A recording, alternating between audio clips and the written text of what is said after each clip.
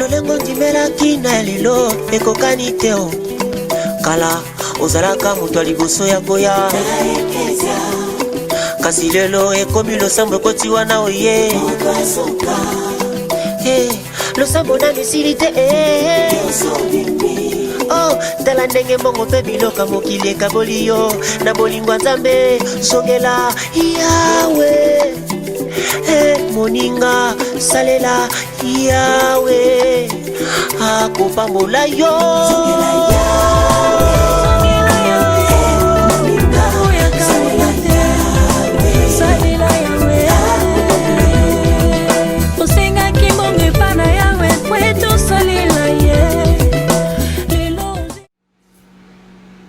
Est-ce que vous comprenez?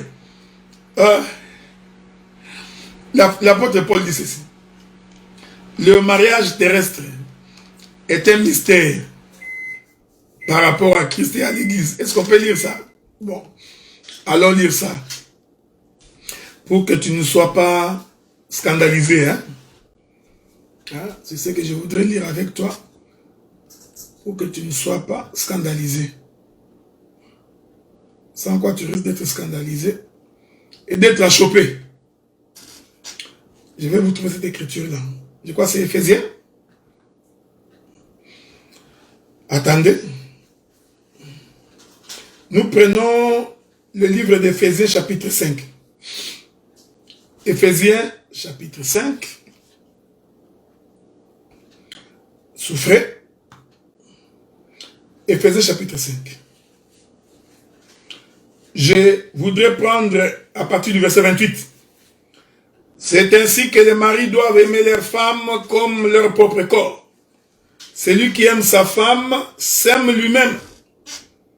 Car jamais personne n'a haï sa propre chair, mais il la nourrit et en prend soin comme Christ le fait pour l'Église, parce que nous sommes membres de son corps. C'est pourquoi l'homme quittera son père et sa mère, s'attachera à sa femme, les deux deviendront une seule chair. Voici le verset qui m'intéresse. Ce mystère est grand. Ce mystère est grand. J'ai dit cela par rapport à Christ et à l'Église. Donc, Paul est en train d'expliquer le mariage terrestre. Pendant qu'il explique le mariage terrestre, il vient vous dire que ce mystère est grand. Pourquoi j'ai évoqué le mariage terrestre? C'était pour expliquer le mystère autour de Christ et de l'Église. Je voudrais descendre dans le mariage terrestre. Pour qu'un homme donne la vie, parce que c'est l'homme qui est porteur de la vie, c'est l'homme qui est porteur de la sémence. Donc pour qu'un homme donne la vie, communique la vie à la femme, il faut que l'homme se déshabille. Est-ce que vous comprenez? Donc un homme habillé ne peut pas donner la vie. Non, tu feras le frottement. Donc tant que l'homme reste habillé, la femme ne peut pas avoir la vie. Donc pour que la femme puisse avoir la vie, l'homme doit s'ouvrir. Est-ce que vous comprenez ce que nous disons? C'est pourquoi le ciel est habillé. Mais pour que la terre produise, le ciel doit s'ouvrir en faisant tomber la pluie. Le ciel doit s'ouvrir en dégageant la lumière. Nous disons, le ciel étant fermé, c'est l'homme habillé. C'est ça le sous-vêtement du souverain sacrificateur. Ainsi, tant qu'il a le sous-vêtement avec lui, tant qu'il est habillé, le peuple d'Israël ne pouvait pas être sauvé. C'est pourquoi aujourd'hui nous avons des prédicateurs qui prêchent un souverain sacrificateur habillé. Il passe son temps à nous prêcher un souverain sacrificateur habillé. Un souverain sacrificateur qui n'a pas enlevé ses vêtements. Et il pense que le peuple peut avoir la vie. C'est pourquoi nous disons que la prédication, l'enseignement consiste à déshabiller les souverains sacrificateurs. Donc le ministère, c'est la capacité que Dieu donne à des hommes, dont pour déshabiller les sacrificateurs. Parce que si le sacrificateur n'est pas déshabillé, le peuple ne peut pas avoir la vie. Est-ce que vous comprenez ce que nous disons? Le peuple ne peut pas avoir la vie. Donc, c'est pourquoi, écoutez, c'est pourquoi l'Écriture dit, j'aime ces choses, quand tu monteras les degrés, et écoutez, pourquoi les sacrificateurs montent les degrés? En fait, il est en train d'apporter le péché du peuple. Il apporte le sang. Il est en train de monter. J'aime ces choses. Un jour, Élisée dit à Élie, parce qu'on lui a dit que son maître va être enlevé bientôt. Élisée connaît à Élie. Il va à gauche, Élisée est avec lui. Il va à droite, Élisée est avec lui. Alors, Élie demande à Élisée de les lâcher. Élisée dit non, je ne peux pas te lâcher. Alors Élie dit à Élisée, fais-moi une demande. Fais-moi une demande et cela te sera accordé. Élisée va faire une demande, dit, oh Élie, je voudrais avoir ta double portion. J'aime ces choses. Nous bénissons le ciel, que la paix, la grâce, la miséricorde de Dieu vous soit accordée dans le nom du Seigneur. Élie dit à Élisée, tu demandes une chose difficile. Mais pour l'obtenir, il suffit que toi, Élisée, tu me vois monter. Si Dieu te fait la grâce de me voir monter, tu auras la double portion. J'aime ces choses. Ils sont en train de voyager, alors la nuée vient pour prendre Élisée. Écoutez, hein, écoutez. La Bible dit que pendant qu'Élisée montait, il laissa tomber son manteau. En d'autres termes, Élie était habillé. Donc pendant qu'Élie montait, qu'est-ce qu'Élisée a vu? Il a vu la nudité du Père. J'aime ça. Parce que quand Élie montait, il allait... Bien.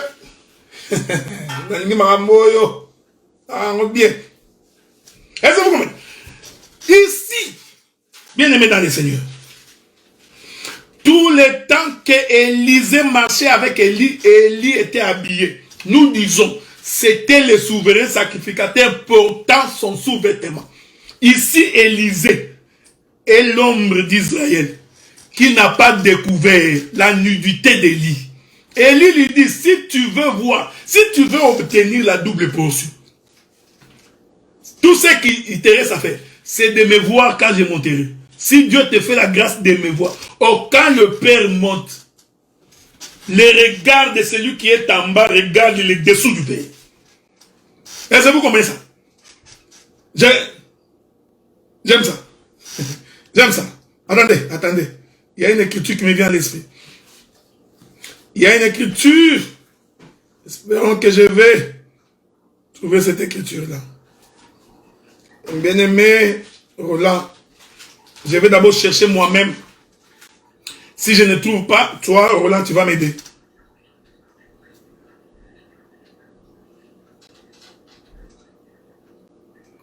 Voilà. Non, ce n'est pas ça que je cherche. Attendez, sois patient.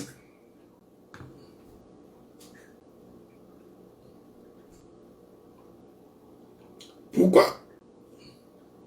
Bon, je n'ai pas trouvé cette écriture. Maintenant, je vais demander de l'aide à Roland. Il y a une écriture. Non, il fallait que je trouve cette écriture-là, ok? Il fallait vraiment que tu... L'écriture dit que quand Jésus montait, les disciples étaient en train de le regarder monter. C'est cette écriture-là que je cherche. Roland, ça, il faut que tu trouves cette écriture-là. Donc, tu es obligé, Roland, de trouver cette écriture-là, ok? Je veux que tu trouves cette écriture-là. Regardez. Élie, c'est un devoir. Okay? Si tu réussis, je t'impose les mains, tu deviens ministre. Non, c'est pas comme ça qu'on devient ministre. Regardez, c'est pour t'encourager. Remarquez, frère. Donc, quand Élie était en train de monter,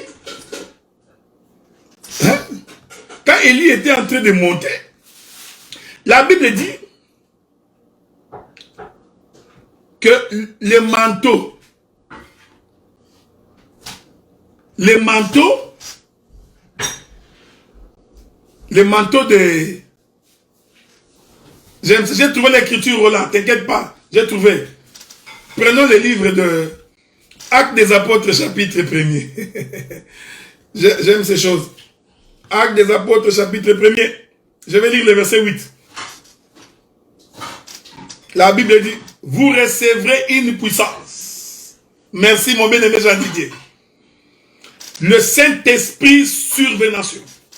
Vous serez mes témoins à Jérusalem, dans toute la Judée et dans la Samarie, jusqu'aux extrémités de la terre. Après avoir dit cela, il fut enlevé pendant qu'il les regardait. Une nuée les déroba à ses yeux. Cette chose ici, c'était ça la prière d'Élisée. Je voudrais avoir la double portion. Jésus dit aux disciples, si vous croyez en moi, vous ferez des plus grandes choses que j'ai faites. C'est ça la double portion. Or, là, ici, pour recevoir cela, il faut voir la nudité du Père. Voilà pourquoi, bien aimé dans le Seigneur, quand Élie est en train de monter, parce que Élie qui monte ici, c'est aussi l'enlèvement. C'est aussi les sacrificateurs qui montent les degrés. Quand il monte, il se déshabille. Oui, il enlève ses vêtements. Ceci permet à ceux qui sont en bas de voir sa nudité. Or, cette chose, Dieu l'avait privé à Israël. Il avait dit à Israël, toi souverain, c'est quand tu monteras, tu vas couvrir ta nudité pour que Israël ne soit pas sauvé. C'est pourquoi quand on éleva Jésus sur la croix, vous comprenez? Ici, j'ai dit, je parle en prophétie, en révélation. Il fut crucifié, dépouillé de tous ses vêtements. La Bible dit qu'on tira sa tunique au sort et les Romains se partageaient ses vêtements. Donc, en réalité, ils l'ont fait monter en les déshabillant. Nous disons, cette montée-là, que Jésus monte sur la croix, c'est le souverain sacrificateur qui, avec son propre sang, est en train d'aller dans les lieux très saints pour que nous soyons sauvés. Et pour que nous soyons sauvés, il faut que nous découvrions la nudité du Seigneur. Je vais exhorter pour finir. 2 minutes pour finir. Bien-aimés dans le Seigneur. Vous comprenez que le ministère, pour que le peuple change, pour que le peuple soit transformé, pour que le peuple soit guéri, le ministère doit amener le peuple à découvrir la nudité de Dieu. Et cette nudité de Dieu, nous voulons dire que le peuple doit accéder à la révélation. Accéder à ce qui est caché. Selon qu'il est écrit dans la Bible, la gloire de Dieu, c'est de cacher les choses. Et la gloire des rois, c'est de les révéler. Donc le ministère doit révéler ce qui est caché. Voilà pourquoi les souverains sacrificateurs, dans la portée prophétique de cette écriture, portant les sous-vêtements, c'était pour empêcher à Israël d'être sauvé. C'est pourquoi nous n'avons pas honte de dire aujourd'hui, si quelqu'un va visiter Israël physique, je suis allé en Judée, en Galilée, je suis même entré dans les chemins où la Bible dit que David avait dit, même quand je passe dans la vallée de l'ombre et de la mort, on est passé par cette vallée. Nous comprenons que ce sont des histoires. C'est comme Mikombe et les démons. Ça, ce sont des histoires. C'est de l'archéologie qui ne donne pas la vie. Parce qu'en réalité, Dieu ne s'était jamais révélé à Israël. Voilà pourquoi les souverains sacrificateurs, le porteur de la loi, c'est lui qui portait la loi, portait un sous-vêtement. Est-ce que vous comprenez? Mais le Seigneur Jésus-Christ, lui, il n'a pas porté les sous-vêtements quand il parlait à ses disciples. Je vais finir par là. On est où? Souffrez. Je voudrais prendre une écriture pour finir. Ne vous en faites pas. J'ai tout mon temps. Nous allons prendre une écriture. Hein? Je ne sais pas si c'est la bonne écriture ou c'est la mauvaise. Souffrez. Je cherche la bonne écriture. C'est bizarre que je ne trouve pas cette écriture-là. Souffrez. Je suis en train de chercher lorsque Jésus et ses disciples étaient dans la chambre haute. C'est que l'écriture que je cherche. Ok? En espérant que je vais trouver cette écriture-là. Et c'est là que nous allons devoir finir aujourd'hui si le Seigneur nous prête vie. Mais étonnamment, je ne trouve pas cette écriture-là. Bon, nous sommes dans Marc chapitre 14. J'espère que c'est là. Bon, quel est le verset que je cherche? Je crois que c'est Jean qui l'explique très bien. Je crois que c'est Jean. Hein? C'est Jean. Jean explique ces choses très bien, mais je n'ai pas trouvé cette écriture-là. Souffrez. Le frère Roland, il sert à quoi là? Aujourd'hui au moins. Roland. Jean Didier, bon, l'écriture de Jésus quand il était en train de célébrer la Pâque avec ses disciples. Hein? Dans les livres de Jean. Je crois que c'est Jean qui en parle très bien. Hein? Je crois que c'est Jean qui en parle très bien. Espérons, Luc chapitre 24. Tu es dans Luc chapitre 24, Jean Didier. Je vais voir ça d'abord. Bon, prenons d'abord Luc chapitre 24. Attendons voir d'abord qu'est-ce que tu nous donnes. Sinon, je reviendrai le samedi prochain pour ne pas vous gagner beaucoup de temps. Luc chapitre 24. Lisons un peu. Bon,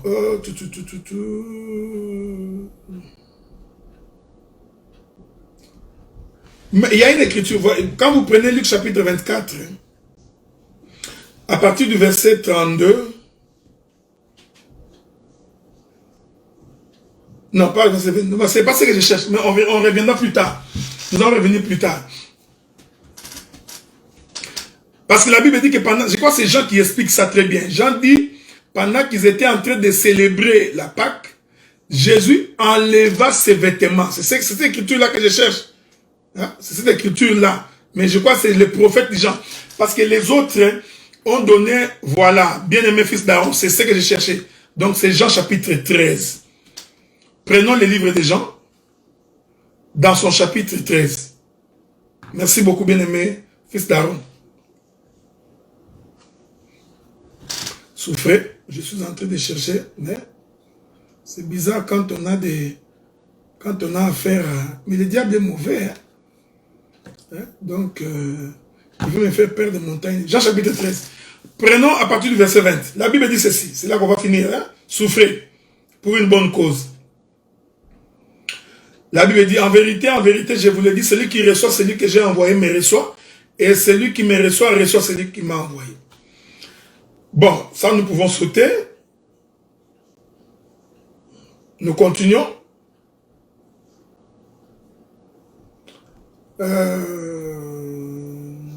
Non, c'est pas ça. Je cherche une écriture là, attendez. On est quelque part là, quand Jésus a enlevé ses vêtements. Quand il leur pose la question, avez-vous compris ce que j'ai fait?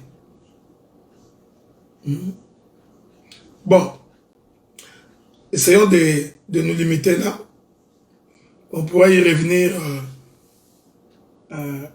Roland dit que c'est Matthieu 26, 26. Bon, on court de gauche à droite. Hein? Matthieu 26, 26. Allons-y. Matthieu chapitre 26, verset 26. Qu'est-ce qui est écrit?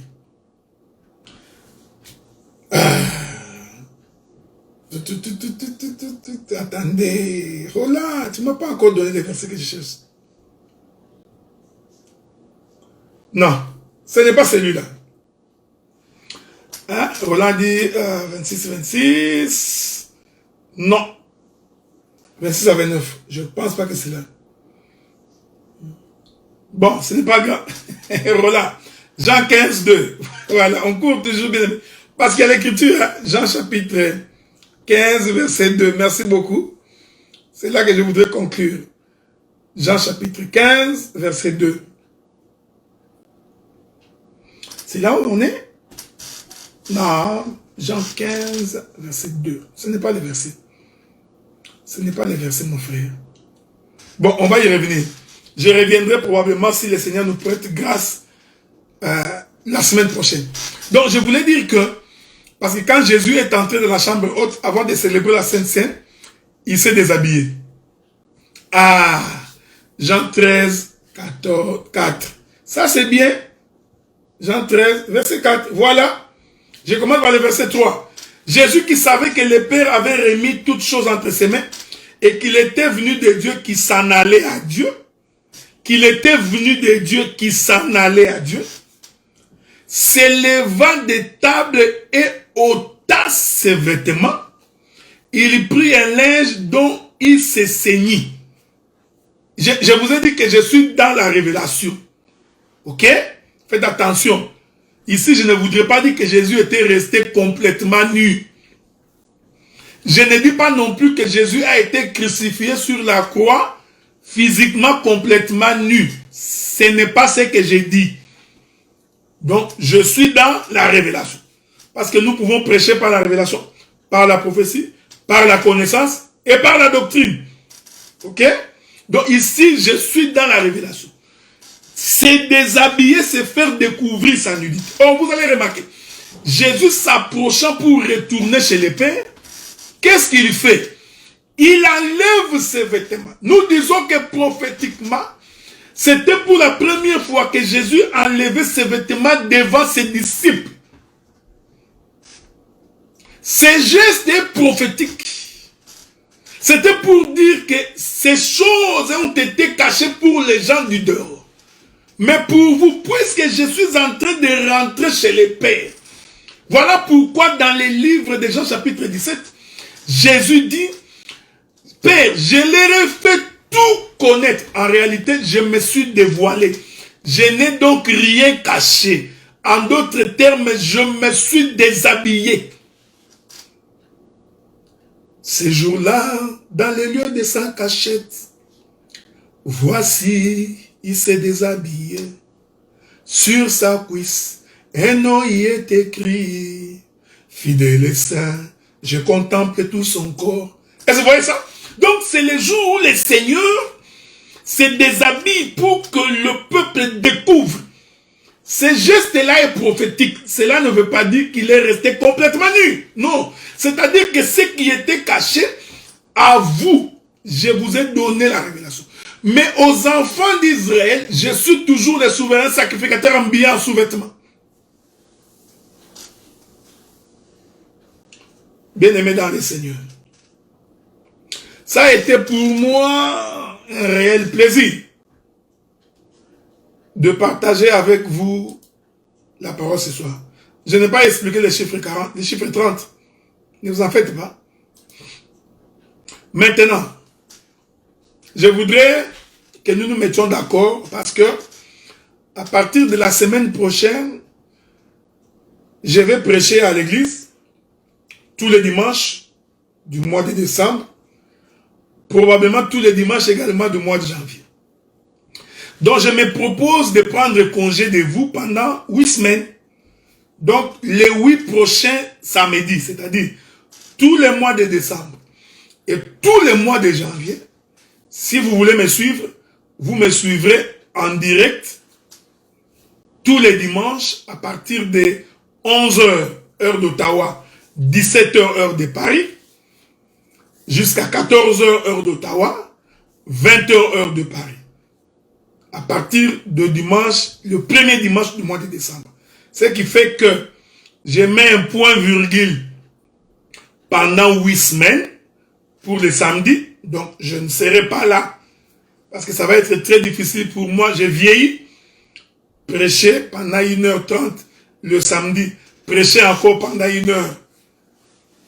Les dimanches à l'église, ça va être difficile. Donc, souffrez. Soyez donc connectés à partir du premier dimanche du mois de décembre, 11h. 11h, 11h30, heure d'Ottawa, c'est-à-dire 17h30, heure de Paris, où nous allons commencer un nouvel enseignement. Hein? Donc, la marche vers le palais royal, conditions et exigences. Quand j'aurai fini mes 8 semaines, et que quelqu'un d'autre prendra la chair, alors je reviendrai au début du mois de février pour que nous puissions continuer.